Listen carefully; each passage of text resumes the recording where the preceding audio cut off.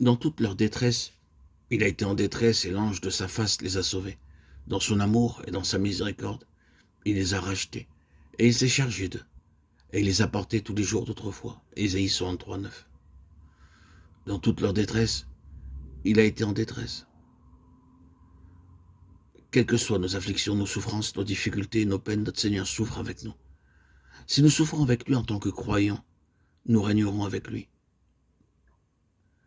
C'est lui qui partage et qui porte nos fardeaux. C'est la raison pour laquelle il dit « Vous portez mon joug sur vous », comme dans Matthieu 11, 29. Prenez mon joug sur vous et recevez mes instructions.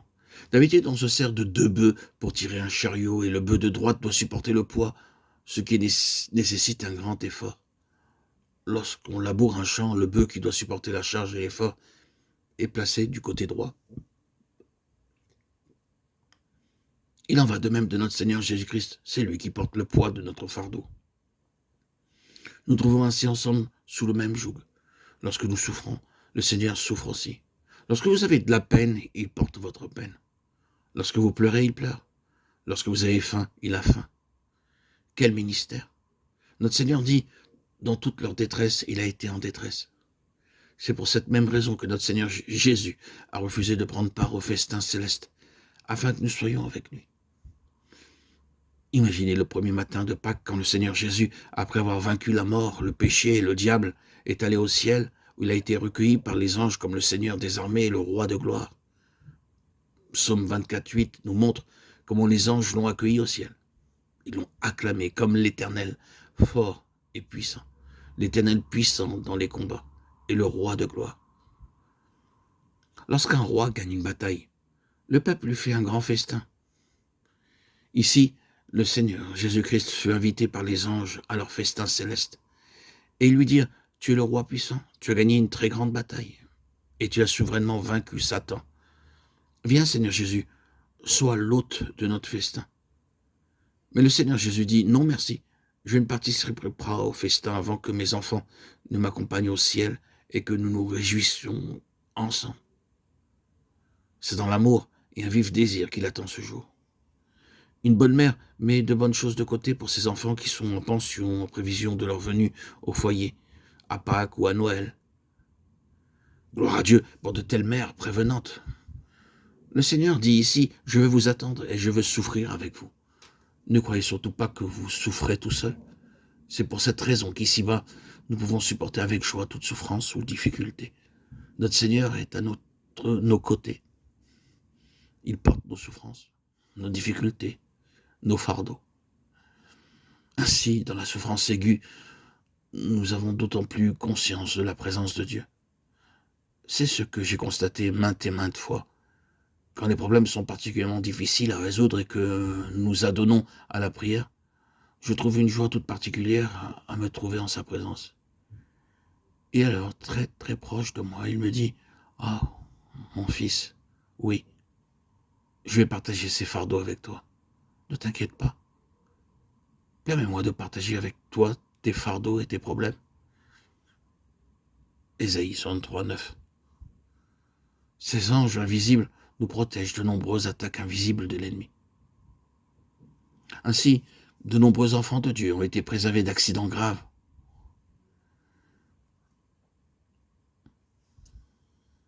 Le Seigneur nous secourt dans bien des situations. Et quelquefois, nous ne savons même pas que nous avons échappé à un danger. Il y a de nombreux exemples qui confirment que le Seigneur est toujours avec nous et qui nous préserve et protège de beaucoup de dangers, sans que nous-mêmes nous le sachions. C'est sa force invisible. C'est la force invisible et la puissance de Dieu protectrice. C'est son merveilleux salut, son merveilleux secours qui est toujours présent à nos côtés. L'Éternel est puissant et il combat avec nous tous les combats. C'est le roi de gloire. C'est notre sauveur. C'est le Rédempteur, le roi des rois, le sauveur de tous ceux qui ont besoin d'aide et de soutien. Priez, priez le Seigneur. Vous verrez son secours de manière inattendue. Quelquefois, c'est toujours à la dernière seconde qu'il intervient. Mais son salut est si rapide, aussi rapide qu'un mouvement de paupières. C'est inattendu, soudain. Et quand il intervient, le miracle se produit. Ce fut pour moi ce qui arriva. Pendant plus de 34 ans de souffrance, due à ma bipolarité, 34 ans de souffrance, d'hospitalisation, de médicaments. Et en quelques secondes, à la rapidité d'un mouvement de paupières, en sortant de mon baptême, le 26 septembre 2019, des eaux baptismales, ce baptême qui fut fait par immersion au nom précieux et très saint de Jésus-Christ, au lac de ma ville natale. J'en suis sorti guéri, rétabli, édifié, transformé, transfiguré même. Mon cœur a été changé, mon esprit changé, tout a changé. Ce fut radical.